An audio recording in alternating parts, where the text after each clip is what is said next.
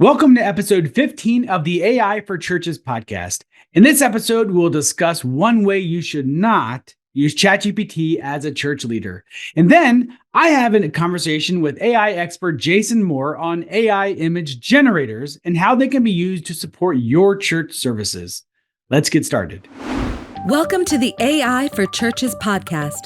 Our goal is to equip pastors and church leaders with resources related to artificial intelligence, helpful for sermon prep, creative ministries, outreach, and more. We do this by providing exclusive insights from AI experts, church leaders, and innovators actively leveraging AI to amplify the gospel and reach more people for Jesus Christ.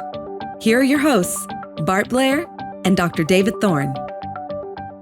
Welcome to episode 15 of the AI for Churches podcast. I am Bart Blair, and I am the co-host of the show. My counterpart is David Thorne, and he is really the brains behind this podcast. I'm here for the good looks. He is here for the high level of intelligence, expertise, and experience with artificial intelligence. And we're glad that you've joined us for another episode. We hope that you are finding the content that we're creating here to be helpful.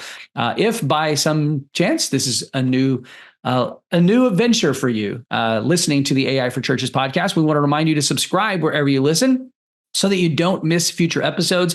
We are doing our best to produce 2 podcasts per month every other week. Sometimes we do, sometimes we don't. But if you're subscribed, you won't ever miss episodes, even if we miss a week. I'll just be honest about where we are in this. We're doing the best that we can. We have other jobs that take a lot of our time. And David gets to spend a lot of time playing with AI. So let's talk about that today. David, thanks for being my co-host on another episode of the show. Yeah, I've some exciting stuff I've been reading about that I would love to get your opinion on. Well, there's not much more that I love in this world than sharing my opinion, and people who know me would probably affirm that. So, what is it that you would like my opinion on today, David?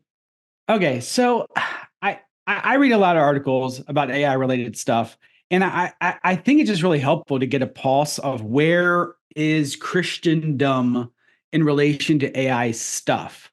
And I read this article recently from Christianity Today called Ezekiel's Visions, AI's Revisions, and we'll share the link to it in our show notes.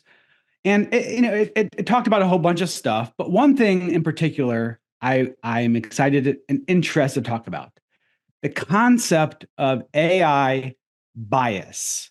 Mm-hmm. And the question of, is AI biased against Christians? And in general, the concept of bias. Have you read much or thought much about the concept of bias in relation to AI and Christianity?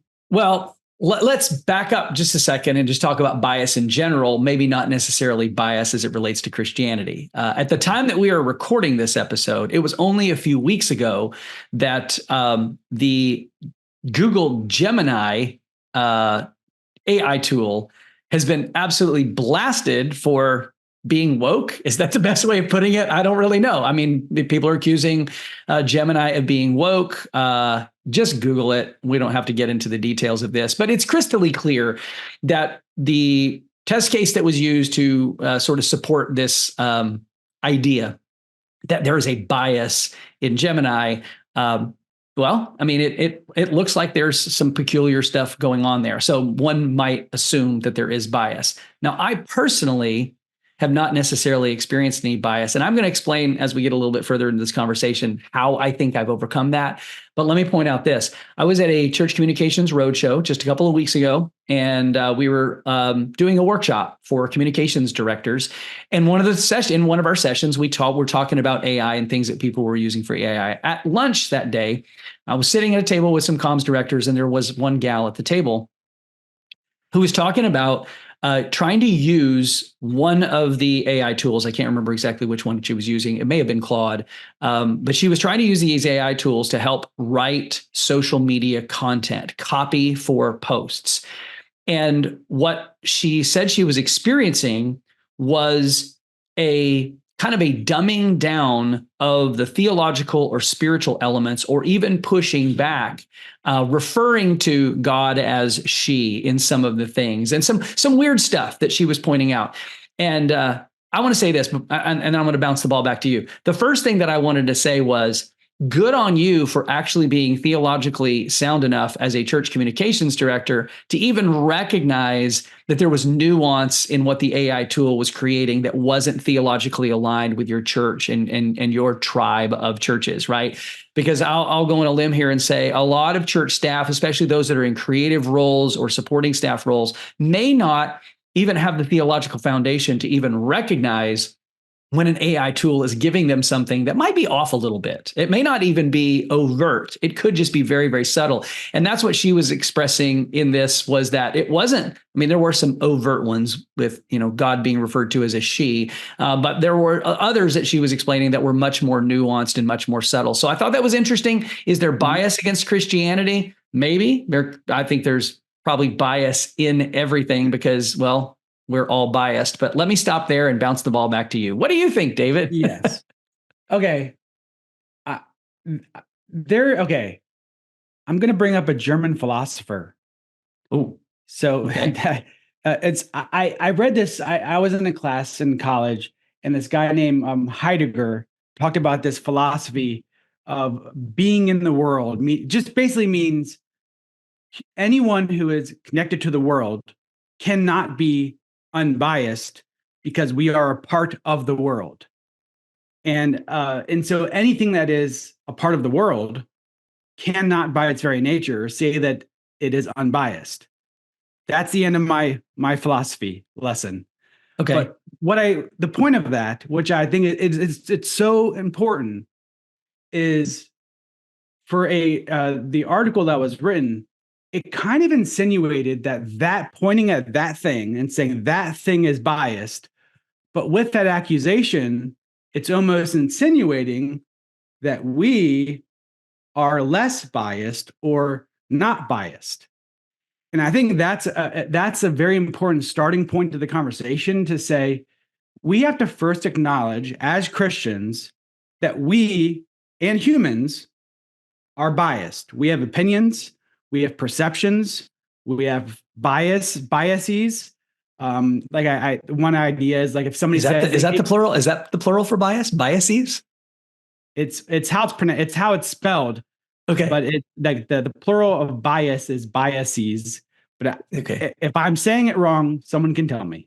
Well, you are Dr. David Thorne. I am not Dr. Bart Blair. So I'm going to give you all the credit for that. Okay. Biases. Sorry, I got distracted. No problem. But like if I said I tried a vegetable and I would like hate all vegetables and I think all vegetables are terrible and they will always be terrible and I will never try a vegetable again. It's a pretty, who cares about that bias? But it's a bias. It's a presumption. And so just the idea that we are all biased. So I just want to, that's step one. We have to start there. What are your thoughts on that? I will make one comment and I will say, if you are a follower of Jesus who has been well discipled, you have what is likely a Christian worldview, and therefore your Christian worldview is going to naturally give you a bias. You cannot be unbiased if you are a mature or maturing or growing follower of Jesus who has a Christian worldview, because you have a set of lenses on through which you see, and you're going to see everything through that Christian worldview, which creates your bias. Now, I'm also a follower of Jesus, therefore I am biased like you, and I would probably affirm most of your bias. But even within our bias, there is nuance within our bias. I will stop there and let you continue. Yes. So that's exactly the thing, is we have to first acknowledge as humans we're biased. We have our thoughts. As Christians, we said lenses that we view the world in. So now let's take the step further. If we assume that something is, we can say that something by its very nature shares a different lens or worldview than what we agree with. But to call that thing biased is that could be a different discussion. That thing may have a different lens or worldview, but that doesn't necessarily mean that thing by its very nature is biased. Let me share a thought with you. I can't remember if we've talked about it on the podcast in previous episode or not. I know you and I have talked about it offline. I connected with a church a while back that actually has someone in the church who has a company that does AI technology. And that church is taking their pastor's sermons from like the last 20 some years, the transcripts of them, building a large language model based on his sermon transcripts and putting a chat bot on their website so that anytime someone asks a theological question, the questions will be answered based on the sermons that pastor has preached. Now, let me just tell you, that pastor is not only biased because of his Christian worldview, but he's also going to be biased based on where he did his theological training, because there are some seminaries that you might go to who hold to certain aspects of theological positions, and there are others that are different. And of course, when that's why we have the difference between premillennial, amillennial, postmillennial eschatology, right? Because there are different ways of interpreting scripture. And whatever you are trained in and whatever you hold to, that is going to create your bias. So I'm with you 100%. Bias isn't necessarily a bad thing, but bias is something that I think we need to be aware of, especially when we're engaging with tools that have been created by people who might have different worldviews than we do. Yeah. Now, Bart, you stop me every now and again when I say AI-related terms that people may not know. I would like to back up 1 second. You mentioned millennial-related eschatology. So for those of you who are interested in AI stuff, but maybe don't know what the word eschatology means, it's a fancy way of talking about the end of the world. Yeah, and there you go. End times. It's end times theology. That's the way I would explain it. Yeah. Google it. Eschatology. If you can figure out how to spell it. You will not be able to. There's a CH in there. Yeah. It's like school, eschatology. Okay, sorry. All right, let's continue with our AI discussion. Okay. So now we can move a little further to say, okay, if we acknowledge that we're all biased and we have a lens of a Christian worldview, now we can move into AI. Now, on this discussion, we first acknowledge that real humans use real data to create this large language model, which by its very nature is going to have some leanings and thoughts on topics based off the people that entered the data and the nature of the data itself. Now, AI companies have the nearly insurmountable challenge to make that not be bad. If you think about people, us as a human race, I don't know. Sometimes I'm like, it's amazing we've made it thus far. Have you ever had that thought, Bart? There have been some close calls, I'm sure, and there will probably be some more close calls to come. Yes. Yeah. I'm like, man. Or like, I'll say this.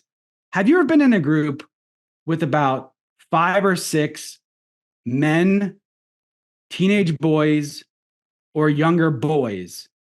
And I have the same thought. I'm amazed men as a species have made it thus far. I'm amazed. Like the other day, I'll give you an example.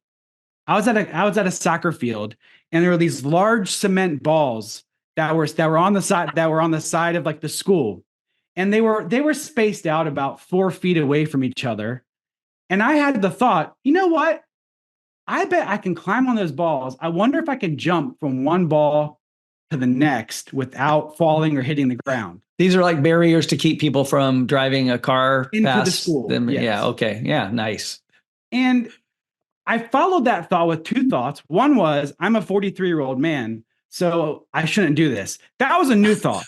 Up to this moment, that thought doesn't really happen. And then the second thought is, man, how do we as men, how we made it thus far? We are just not the brightest people. And anyways, let's get into some theology here. Okay. Just briefly, in the book of Genesis, when God gives Adam Eve, We typically use the word helpmate. That's the word that you might often hear. The actual Hebrew word there is azer, that she is described as, which really means salvation. So if we really want to get right down to it, God knew from the very beginning that Adam was going to need someone to keep him from doing stupid things like jumping across concrete parking barriers. Okay. So we all need an Azer. Not everyone has one. I'm blessed to have one that has kept me out of trouble from time to time. And I'm sure yours has as well. So anyway. Yeah. Well, she wasn't there when I was thinking about jumping on the cement balls. And she hasn't been there in the past when I've done other things similarly and had not had the thought of a 40 ... year old man should not do that thing. But anyways, so these companies have to have the nearly insurmountable task of making the data that's put into it usable without trying to like scrape out those biases. So the data is as objective, truthful, honest, helpful, does not cause harm, gives on truth and what is objectively true information as possible. And that's what they work on every single day, is trying to do that. And so it's just kind of acknowledging that that's what they're trying to do. Now, sometimes, like we just talked about Google has gone on record recently and made all kinds of public apologies and written articles that basically just said, we screwed up in an attempt to mess with the formula.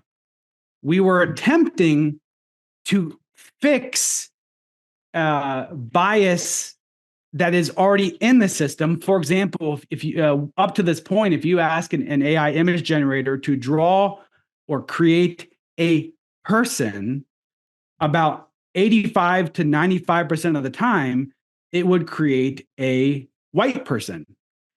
And we know that that's not good or accurate, because 95% of people are not white, are Caucasian. So in an attempt to tweak that to make it more equal for everyone, they went one step too far and had the unintended consequence of putting in ethnicity and color and gender where it did not belong. Mm-hmm. So it's kind of acknowledging that this is the conversation, and this is all getting in the question of kind of moving to, is AI biased towards Christians? So based off of all that, it's kind of moving to the thing is, AI is ideally an objective black and white calculator. Are calculators biased against Christians? Probably not. It's what you do with it and how you use it and the way that you use it that's going to influence what it is and how it thinks. So have you tried any ways to make any kind of generative AI models not objective and not less black and white and more Christian? Well, here's what I have learned, and I'm continuing to learn. I'm using Gemini and Claude and ChatGPT more and more on a regular basis. Here's a couple of things that I've learned. Number one, and I think the brand new version of Claude is out at the time that we're recording this, and so I've been using that, and I think everybody says hands down, like it's killing it as it comes to writing and just language in general. The tone is great, but one of the things I've learned is that the quality of your prompt directly impacts the quality of the content that you get in return. So, in the early days, I think we would see people doing prompts, and in early days, meaning like 6 months ago, 9 months ago, write me this based on this. That was it. Now, like I was working on a project in the wee early hours of this morning before I started my workday, a personal writing project that I'm working on. And I gave a prompt that was literally almost 3 paragraphs long by the time I finished the prompt. I I was getting Claude to write me something that was a little more comprehensive, I had really the primary content that I wanted to be included, the tone, the language, specific scriptures that I wanted it to utilize, and translations of those scriptures, and I fed it all of that. Well, guess what? My first attempt was 90% accurate because I had just given it so much information in the prompt. But here's something I actually learned. I learned this from some dude on an Instagram reel a few weeks ago. Before hitting the little button to generate the content, every single time now, the last thing I type is, ask me clarifying questions. So before the AI tool does what I want it to do, it will ask me 4 or 5 questions to clarify or to help me get more specific about what I'm writing. So for instance, yesterday, one of our missional marketing clients asked me if I could help them with a video script for a YouTube ad that they're running. So I took some information off their website. I threw it into Claude. I asked it to write a script, a 30-second video script, put some key points in there, asked it to ask me clarifying questions. Guess what? One of the questions was, who's the intended audience of this ad? Well, duh, I didn't even think to put that in there. The intended audience is someone who lives in the geo-targeted area of this church, but who does not currently attend a church or perhaps doesn't even have a church background. That completely changes the tone of what the script says when it's being written. So that little cue at the end there, ask me clarifying questions, gives me the opportunity to be way more specific about what I'm wanting the tool to do. Therefore, I'm weeding out some of the bias because I'm getting more specific with the prompts that I want to use. And having it ask me the clarifying questions before it does what I'm asking it to do has been one of the ways that I've discovered it gets me faster to the final product that I'm looking for, that it certainly helps me to avoid some of that bias. Or what I might say is you're adding in the bias you want it to have. You're adding in the lens. Like when you were talking, the image in my head is the eye doctor, number 1 or number 2. Okay. Yeah. Number 3 or number 4. Okay. Number 5 or number 6, that like that. Yeah. You're like Claude is saying, okay, well, number 4 or number 5. And it's like zeroing in that focus so that you can see clearly and it could see clearly what it's trying to create. That's a really helpful tool. And that is just saying is, I think for people who are trying to use AI to create stuff and write stuff, I think the bottom line of what you said is the more details you give it, the better. And it's like, imagine if you were talking to a dog and explaining how to go grocery shopping for the first time, and it doesn't know that you're supposed to get a cart. Now, let's assume it's a very smart dog that is able to speak English in general, but it's never gone grocery shopping before. So you have to explain, okay, you're going to, there's sliding doors and you're going to go in and typically there's a cart. You can take it. And you have to explain every single thing. You can't assume. This is a robot who has no idea about anything. It's like a little baby robot. And it's very, very smart, but it's also very, very dumb. So you can't assume it knows anything other than all the knowledge of the world. But it knows nothing about you or what you're trying to create. You could be an evil scientist. You could be a person you could be a lunch lady, and it doesn't know. Is it writing for an evil scientist or a lunch lady? Yeah. We don't have anything against lunch ladies, but we do have things against evil scientists. We don't like evil scientists. That is my bias. I am biased against evil scientists. Well, maybe it's trying to change its ways, and it's trying to become less. It's writing about how do I become less evil as a scientist. Yeah. But anyways, I think that's the main thing of just for people out there who are listening, and there's probably a bunch of people listening who are reading these articles. They're reading about bias. They're reading about, is AI biased? They're thinking that AI hates Christians. They might be hearing on their news channels about how everything in the world, including AI, just hates people of faith. And I just think it's important to understand that's not true in regards to AI. In fact, it might just be the fact it's very vanilla. And being vanilla, it's trying to be inoffensive to everything and everyone. So we have to practically give it the lens we want it to have to give us the answer we're trying to find. Those are my thoughts. Very well said. Thank you for sharing your thoughts. We're going to hear from someone else. Someone else has some thoughts. In fact, today we're sharing with our audience an interview that you recently did with Jason Moore. Why don't you tell us a little bit about your conversation with Jason Moore before we pitch it over to you and Jason Moore? Yeah, Jason Moore is absolutely amazing. He is, we are talking about image generation and creating images. He's an expert in this. If you follow Jason Moore on Facebook, or you can join him, he's often in our AI for Church Facebook group. And he has so much wisdom that's scrunched into this interview that you're almost going to need to listen to it twice just to glean the cool tricks and ideas that he gives us in his interview. So I am very, very excited just to have everyone listen to this interview that I do with Jason Moore. All right, that's very cool. If you decide to listen to the Jason Moore part twice, that's great. You don't have to listen to our part here at the beginning twice. Once was probably enough. So thanks again for tuning in to the AI for Churches podcast. We appreciate the fact that you appreciate the content we're creating. If you haven't ever subscribed, make sure that you do that. If you're watching on our YouTube channel, you can leave us a comment there, and we'd love to engage with you on that platform. And if you haven't ever left us a rating or review, wherever you listen to your favorite podcasts, give us some feedback. Let us know how we're doing. You know how the algorithm of the interweb works. If you leave us ratings and reviews, more people find the content. And we just want to make this a resource that's helpful for church leaders everywhere. So thanks again for tuning in. Here's David Thorne and Jason Moore.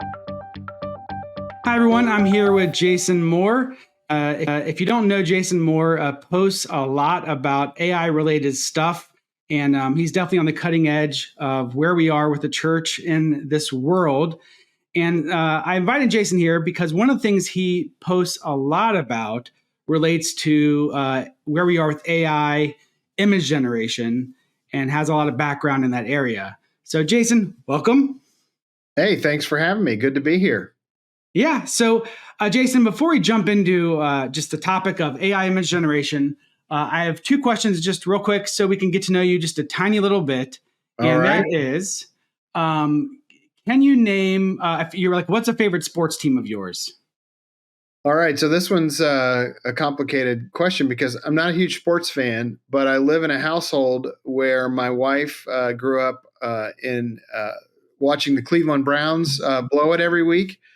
So that still is the case. No offense to you who lives right down the road from the Cleveland Browns. So my son and my wife both like to watch the Browns. And then my son also, who's 18, is a huge Ohio State fan. So I watch a lot of games in the background, but I'm not like a huge sports fan. Yeah, I am a Cleveland sports fan. And sometimes that is difficult. And when we first moved to Cleveland multiple years ago, it was the what was called the Indians at that time were in the playoffs, and they like gave us hope and then just like went nowhere and died. Yes. And it was the first time I was like, "Is this what it's like to be a Cleveland sports fan?" And it was like, yes, but people would always tell me like, you don't even know yet. You've only been here. You've only experienced a small amount of grief. Just wait. Yes. There's so much more. Well, they had a pretty good season. But it's like every time they've got it going for them at the end, they can't ever hold it all the way until the end. That's what I've heard from the shouting at the TV from my son. So, yeah. So one other question, I thought about this one, and I was, how about name a favorite movie? If we really know you. Well, I'm going to give you two. I'm a big Star Wars fan, so the original trilogy is, I'm a big fan, and I've got stuff in my office and collectibles and all that kind of thing. I will say, though, my favorite movie of all time is the movie The Shawshank Redemption.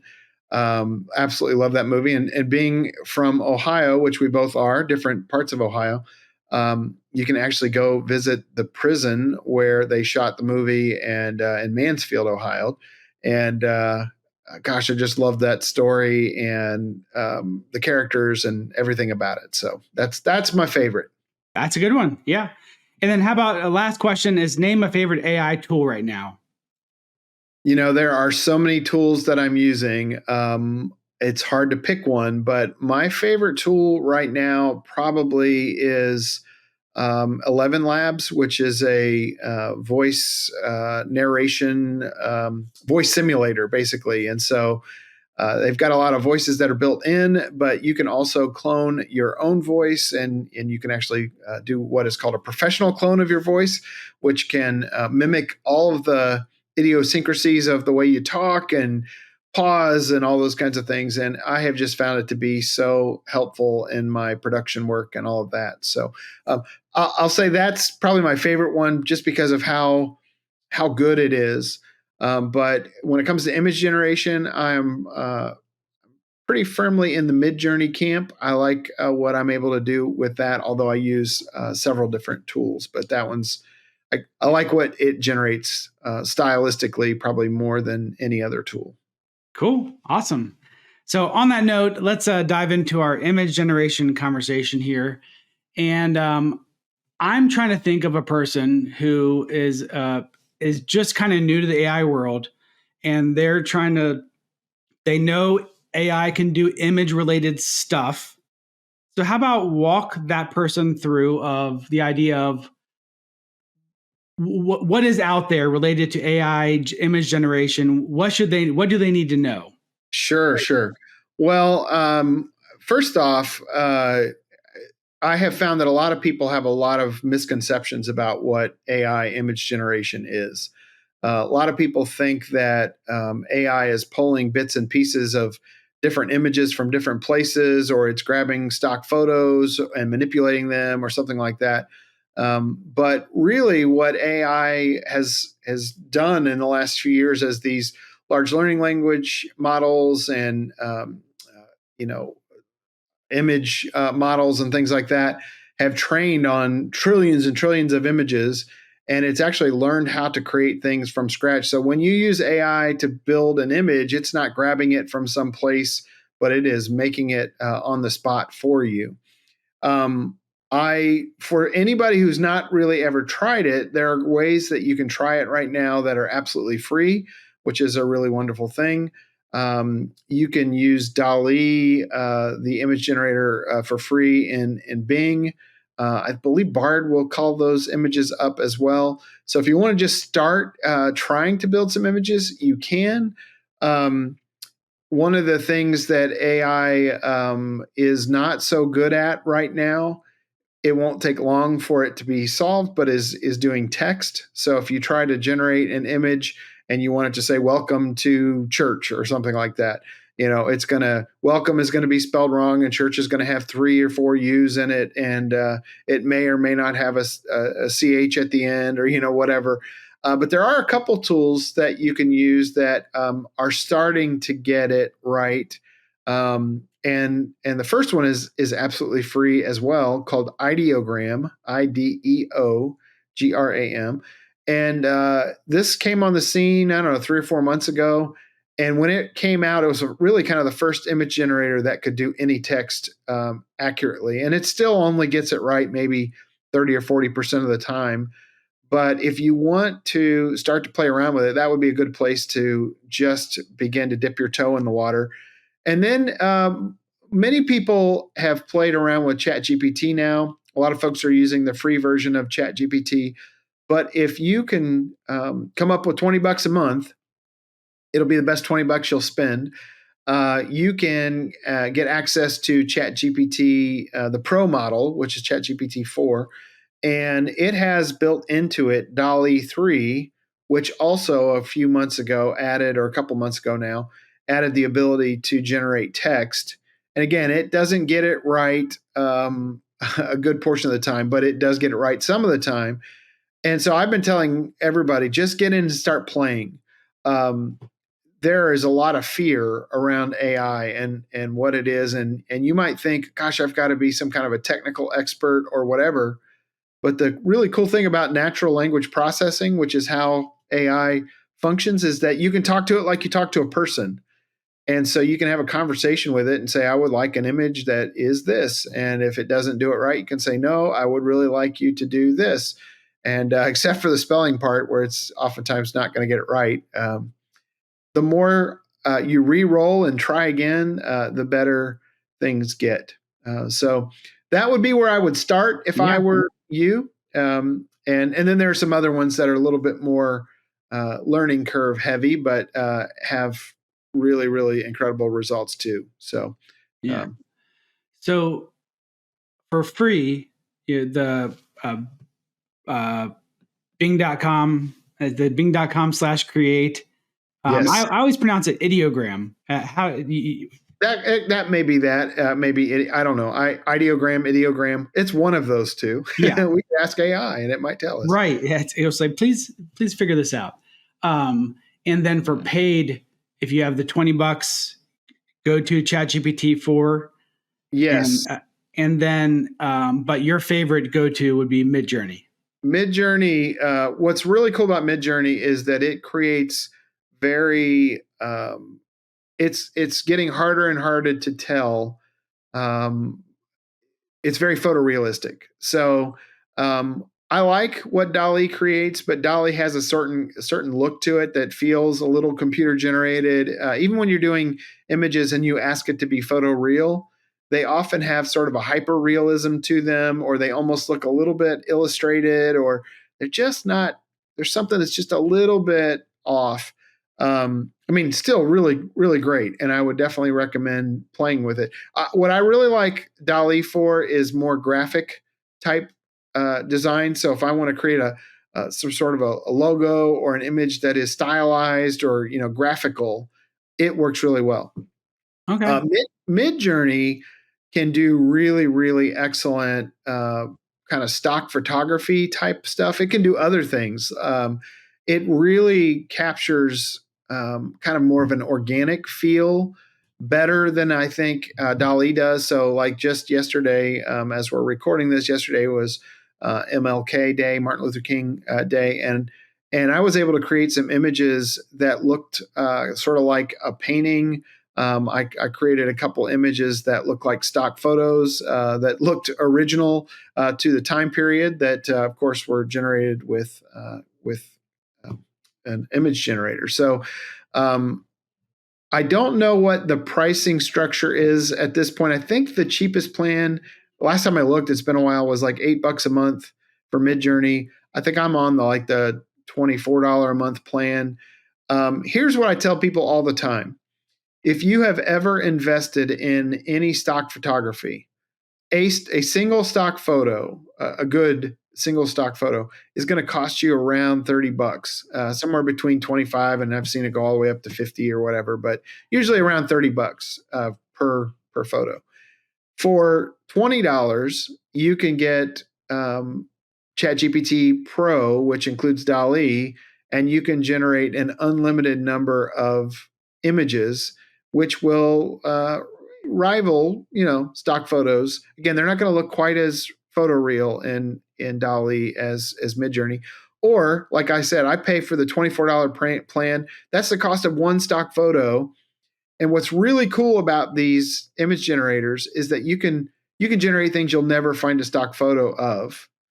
And especially for churches out there who are trying to create, they're doing biblical storytelling or something, and they're trying to create the scene of Jesus standing on the Sea of Galilee or, Noah in front of the ark or whatever. It's really hard to find those stock photos. And if you do find them, they're often kind of cheesy. But the AI generators have trained on real images and will make something that looks convincingly like a photo that was taken during that original time period. Yeah, the Jesus selfie images. There aren't too many of those in the out there in the world already. Yes, the AI is what's helped us have a plethora of Jesus selfie images. Yes, I did a whole experiment over the course of a couple days where I did biblical selfies of Moses and Daniel and Jesus and Mary Magdalene and Sarah and so on and so forth. And those were a real hit. And they they look pretty legit. Yeah, It's I thought those were cool. Now, how about for the person who says, "Okay, I'm interested in experimenting." Could you give that person some common use cases of ways that they could use in ministry AI image generation?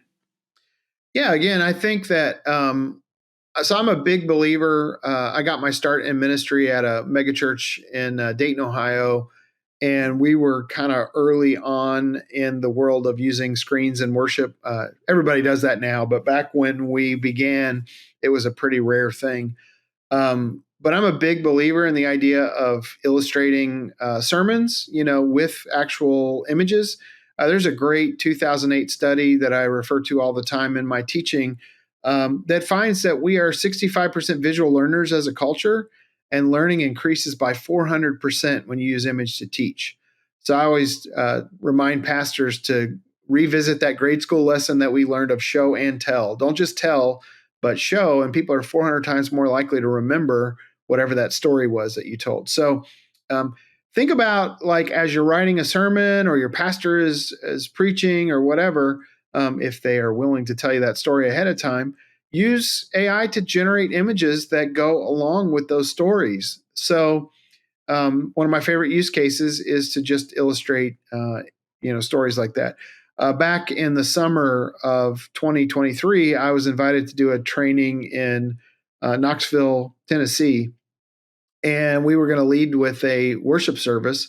And the pastor told this story about going to a Native American reservation as a kid, and a Native American Indian chief coming out and sculpting, taking clay and forming it into a pot. And the story was that the clay began to spin too fast and it broke into three pieces and hit the ground. And he said this man went and picked up all the pieces, and there were bits of grass and dirt and all that in it. And he took it and reformed it, put it back on the pot, and began to spin that wheel, and then formed a pot. And all of this is parallel to the story from Jeremiah 18, where Jeremiah goes to the potter's house, and the potter's crafting something at the wheel, and then it becomes misshapen, and he reforms it.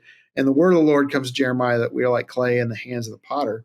So as he's telling this story, well, not as he's telling it, I knew the story was coming. As I was reading his sermon prior to the service, I'm like, this is such a powerful story. And I said, do you have any images of that vacation that you took? And he's like, man, I was 13. I was in the 80s. We didn't carry cameras around in the same way. So no, I don't. And I said, well, do you mind if I use AI to generate an image? And I generated the image of this man, this Native American man. And actually, since we're doing video, I can show it. I didn't realize that. So this is what I generated with AI, and I could see the people in the audience just kind of lean in a little bit in that moment when he was telling the story. And I even kind of prompted for it to look like an old photograph, like a Kodak photograph, like where the colors weren't as vibrant and that kind of thing. And the next day I was leading a training on AI, and I mentioned that the image that you saw last night was from Midjourney. And some people were like, wow, that's incredible. Some people are a little uncomfortable with that. But here's what I want folks to consider. A lot of pastors use illustrations that are not necessarily their own. In fact, there are whole books like 1001 illustrations for preaching. And so even though that wasn't the Native American man who was crafting that pot on my friend's vacation, it illustrated that story and made it come to life in a new way. So that's one of my favorite ways to use it. I love the idea of doing biblical scripture. I'm sorry, visual scripture. Mm-hmm. So, the tendency sometimes in the church, in worship, or even on our websites or in our social media feeds or whatever, is to just take a scripture and put the words up and have people read it. I think sometimes when we read the words, especially in worship, if someone's like reading that story, the words almost pull you out of it if it's a narrative, like if it's an actual story, and you find yourself like watching each word as it's being read. But sometimes one image can bring that story to life in a way that really just moves you. And so somebody's telling the story, but you're seeing the story in a visual way. So I love the thought of generating images that would help us to experience those stories. So here's one other example. In I think it's First Kings, Elijah goes to the desert and there is no water in the wadi, and God sends water, and so the scripture says He sends water. Well, this was a prompt where I just had it add water to the middle, and then God sends ravens. So you can see ravens there at the top of the image.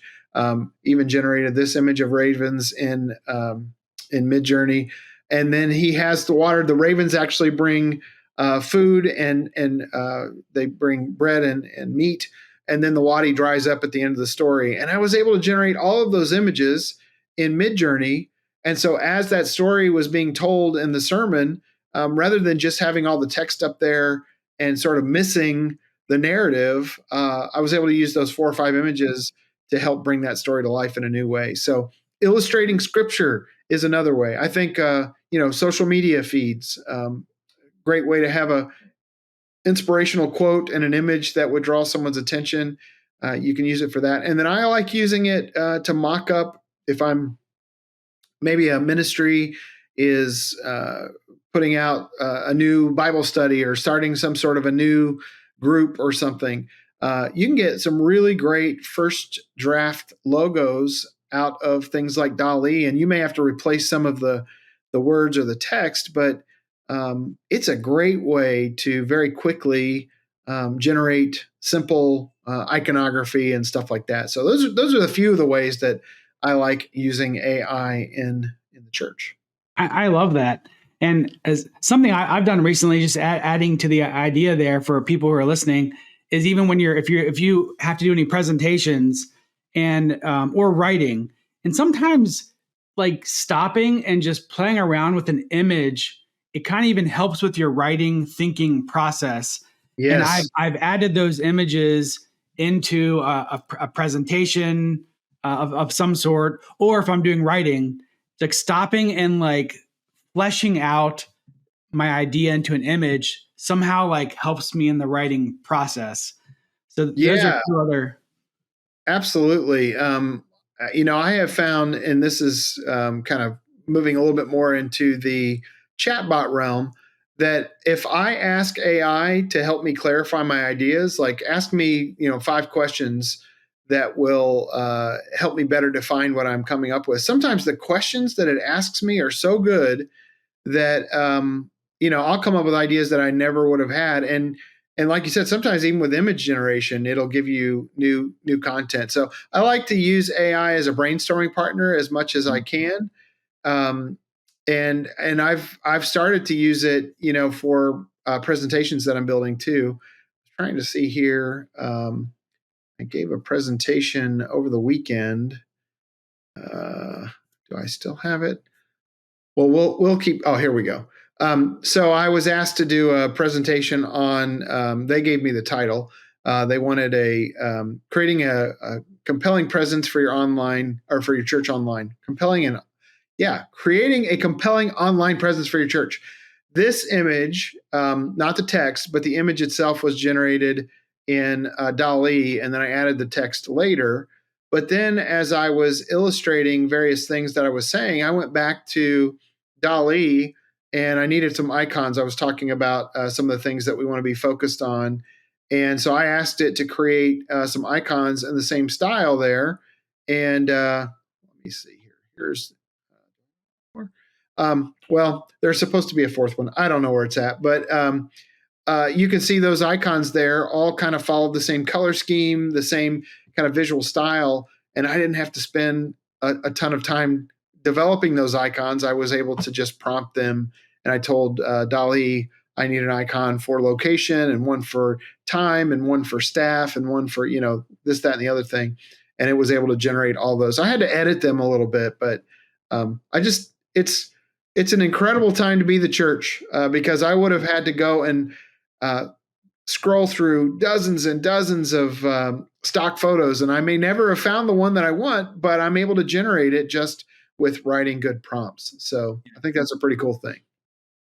So actually that leads me to the next question, is the idea of, so the pastor is in front of that blank screen. They're ready to try prompt or writing, asking an image generator to do a thing for the first time. Could you give a few tips on writing effective image generating prompts? Sure, absolutely. Well, first of all, don't be intimidated, because again, you can talk to it like you talk to a person, and it really just depends on what it is that you're trying to create. But there are a few things that I like to kind of follow up on when I'm generating. First thing is, what is the subject of whatever it is that you're creating? Start with that. What is it you're trying to make? The next thing that I think is really helpful is to generate some keywords, descriptive words. So is it large or small, or whatever descriptive words that you would use to describe hungry or tired or vicious, or whatever. So subject of your image, description, keywords of what it is you're trying to create. Now, this is one that a lot of people get nervous about, but what kind of camera are you shooting it on, or what is the medium that you're trying to create? So if you say it's a film camera, it's going to look one way, or a Polaroid camera, or a paintbrush, or a pen and ink. Like, what is the medium or the camera type?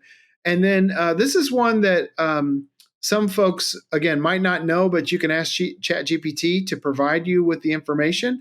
What type of lens, if you're using a camera, do you want? If you say a fisheye lens, it's going to look a certain way, or a 55 millimeter lens, or soft focus, a prime lens. And if you don't know anything about lenses, just go to ChatGPT and say, generate for me a list of different cameras and different lenses. And the thing is when you put in a camera and you put in a lens, you end up getting your images are a lot better. Another thing that I regularly am looking at, especially when I'm generating images that are supposed to look like photos, what time of day is it? Is it sunset? Is it midday? Is it nighttime? Next time you go to prompt something, tell it when it is, and you'll get a better prompt than if you just prompt your subject. And then what is the style of the photo or the image that you're trying to create? So is it a black and white photo? Is there shallow depth of field? Is it shot, as a silhouette? What style are you trying to capture? And that's kind of for photos, but then also for images. I want this to be flat art, or to look like it was generated in 3D or whatever. When you tell it what style you're trying to capture, you're going to get a better type of, a better output. And the last one, when you're talking about camera, is what type of film is it shot on, or is it digital or whatever? If you tell, we were talking earlier about those selfie images. If you tell it that it is a camera selfie photo, you're going to get a certain look. And sometimes it will even blur things in a natural way, like the lens on a camera would do. So if it understands what it's trying to capture, the better you get. So I guess the way I would put it is more is better than just saying prompt a picture of a dog. You're going to get an okay picture of a dog. Yeah. But if you say, I want a vicious dog that is hungry for blood, like Cujo, and it's at midnight with the sun setting in the background, shot on a red camera, and all that stuff that you give it, all of those descriptive words really help you to generate an image that's going to go from kind of average and adequate to something that's a little bit more artistic. One more thing I'll just mention here, especially in Midjourney, is that if you know different artists, sometimes now there's a little bit of controversy around how much of this you use because artists feel like they've been ripped off a bit. But like, and actually, DALL-E just instituted, when DALL-E 3 came out, they instituted a new policy that they will not generate art based on an artist who's lived within the last 100 years. So if you try to prompt for somebody and you put the name in there and they're within the last 100 years, it won't pick up on that.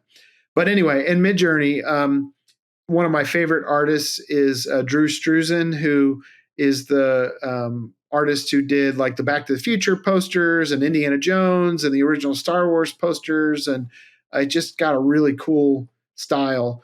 Actually, I think he did the Shawshank Redemption poster too. So I was trying to generate some images of Martin Luther King yesterday, and I said, create something that is stylistically similar to artwork generated by Drew Struzan. And the thing is it didn't create something that looked exactly like what he created, but what it did for the output of the image was it created some really dynamic, artistic looking sort of quasi photos. That's what I always liked about Drew Struzan, is his stuff looks like a photograph, but it's got sort of drawing on top of it and paint and flickers of, little drops of paint and stuff like that. So experiment with that too. Tell it what type of artist, or you might say, in the style of Jim Henson, so it might look more like a Muppet or something like that. Those kinds of things can really kind of help to shape what it is that you're creating. Yeah, that's awesome. And how about just as a quick example, I'm preaching on Moses, and I want an image that just straight up just says Moses. I'm looking at him directly. Behind him is the parted Red Sea. It's dramatic, and he looks, very serious with his staff lifted in the air. So how would you write me a prompt that would create that? You just never know what you're going to get. And one of the things I would say is that you can use ChatGPT to help you. So I would start with the subject matter. I want Moses. And Moses has a very stoic look, very determined, so I would use those keywords. I might say shot on a film camera with a 55 millimeter lens. The sun is sitting in the background, so this is an image shot at sunset. The style of the photo would be maybe I might say like teals and oranges or whatever. Like there's a whole kind of teal and orange look that was a big thing for a long time with movie posters. I might even say in the style of a movie poster. And then if I were going to prompt for text, then you would put the text in quotes, include the text in quotes, Moses.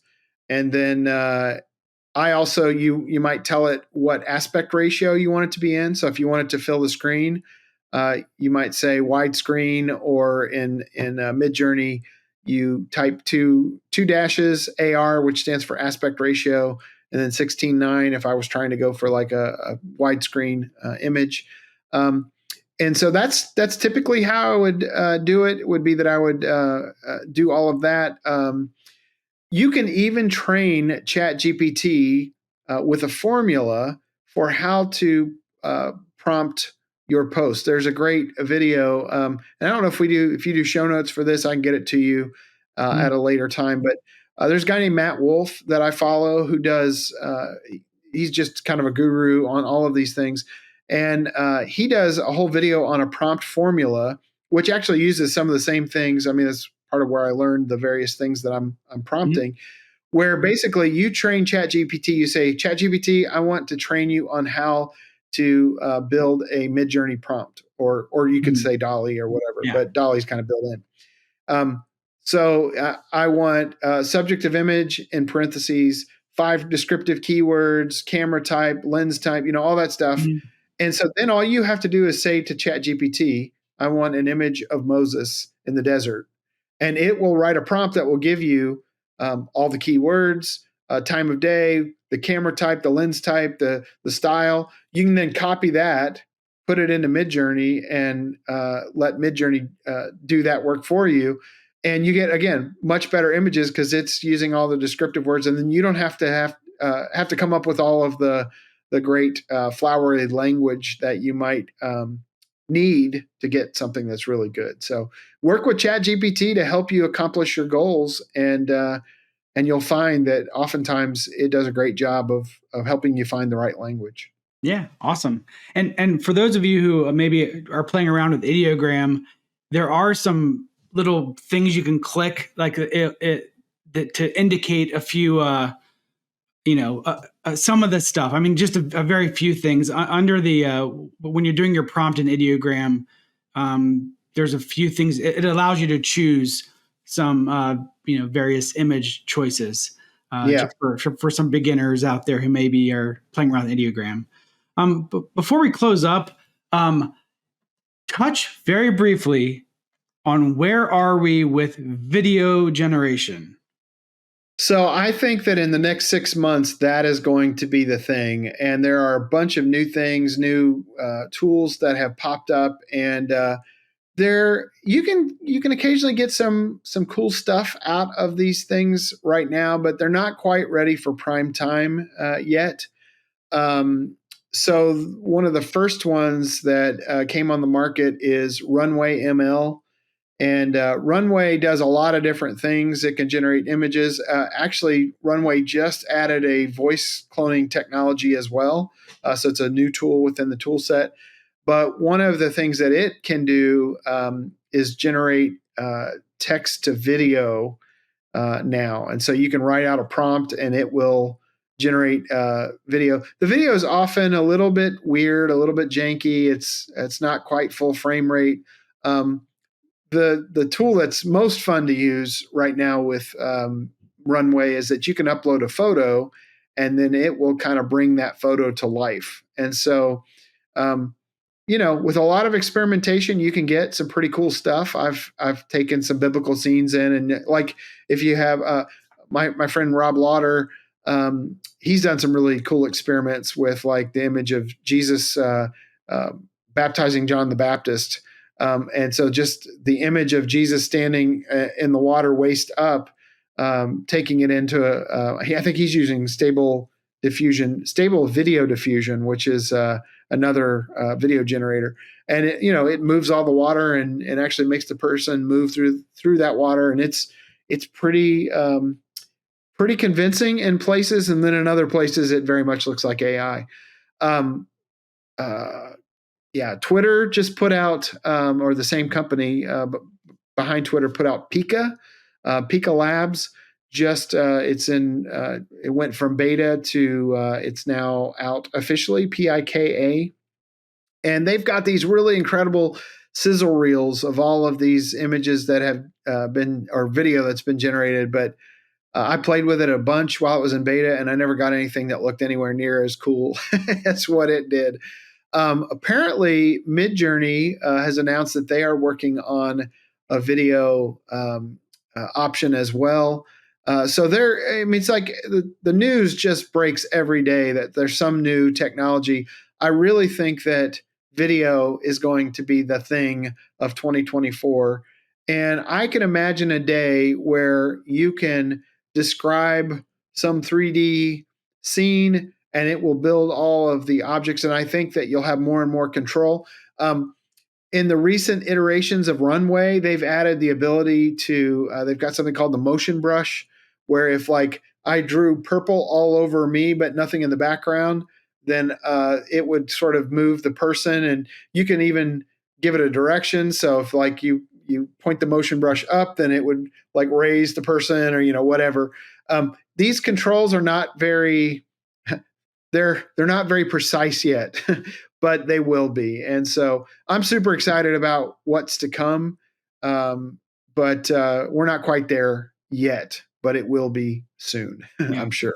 That's awesome. Yeah. If we had this conversation, we could probably have a conversation every 3 months and it'd be completely different. Yes. Yesterday, I was trying to make a video of a person jumping up in the air with their hand up. and that person's face immediately turned into a nightmare monster. And so I was like, all right, I was like, I almost want to like just take a snapshot of this image, of this video, and then like do that same video again every 6 months, because probably the next 6 months it won't be a monster, maybe it won't be great. I've also played around with like raccoons or animals, trying to it's of course like a cartoon raccoon or a photorealistic raccoon are less scary to it than a person's face. Yeah. But those are some things I've tried, but it was just funny yesterday. I was like, oh, okay. I definitely had that nightmare, and that face has been in it. And yes. Well, it definitely does some weird things. I think Rob will be okay with me showing you this. This was something he generated in what was Gen 2 of Runway ML. And you may remember last year, I think it may have been over the summer, someone posted this on social media, and it was Jesus flipping the table. And that's how AI interpreted it. Jesus is flipping over the table, not flipping the table. And so my friend Rob Lauder put into the Gen 2 software, Jesus flipping the table, and this is the video it generated, which is pretty creepy. It's doing very strange things. And that's pretty typical of AI video right now. It's very bizarre, and things move a little funny, and faces melt, and that kind of thing. Again, I've done a couple little things where it's sort of been usable, but it's not quite there yet. But it will be. It will be soon. Yeah. Well, it's so great to have this chat, and that's saying that we seriously could have this chat every 3 months, and it'd be completely different. It would be. So if people are listening to this and they want to know more about you, about ways they can learn more about AI, can you just share for a brief minute about, what are some stuff you have going on, and how can people connect with you?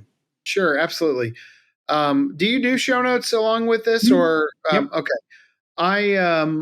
Number one, I'm finishing up a book right now on AI in ministry, and so it'll be a broad overview, but talk about kind of the stress of it changing every 3 months. I've had whole sections that I've written, and then I've had to like completely wipe out and rewrite because things just change so much. I described it to someone the other day like writing a beautiful, very intricately detailed description of how to start a fire with sticks, and then next week lighters come out and you don't need sticks anymore. And that's kind of what's happening with AI these days. I'm also leading AI cohorts. So I currently have 2 cohorts of 10 churches each. We meet once a month. I'm leading them through how to prompt with image, how to prompt with text, how to do series design, all that kind of thing. And so if that's something people are interested in, I'll give you a link where people could sign up and be a part of something like that if they'd like to. MidnightOilProductions.com is my website, although I don't really want you to look because I'm in the midst of a redesign, and the old one is outdated. I don't even have any of my AI work on there. So you can contact me through there, but I don't have any of my AI stuff up yet. And then, I hang out in your group on Facebook, and I hang out in the church communications group, and there's an AI for Churches group that I hang out as well. So people are welcome to contact me if they have questions, and I'd be happy to help. Yeah, that sounds great. Probably if you're in any AI related church group and you just hit at Jason Moore, you'll find him. So that's like the bat signal. You just put in the at Jason Moore bat signal, and then you'll appear. There you go. Yeah. Well, thanks so much for this chat, and it's great. It's fun to talk about what's going on and where we're going to be going next.